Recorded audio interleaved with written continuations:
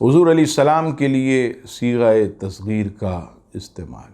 المعتقد المنتقد، page number 146. نبی پاک صلی اللہ تعالی علیہ وسلم کی شان میں حسن ادب کے الفاظ ہی کی وجہ سے حکم شریعت یہ ہے کہ آپ صلی اللہ تعالی علیہ وسلم کے لیے تصغیر والے الفاظ استعمال نہ کیے جائیں.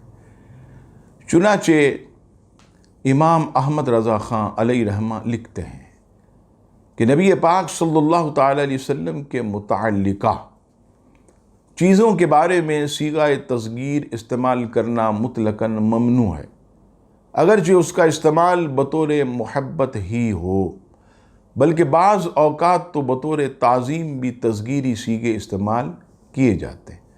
لہٰذا شاعروں کو بالخصوص نبی پاک صلی اللہ تعالی علیہ وسلم کی شان میں ایسے الفاظ مثلاً مکھڑا اور انکھڑیاں وغیرہ استعمال کرنے سے بچنا چاہیے.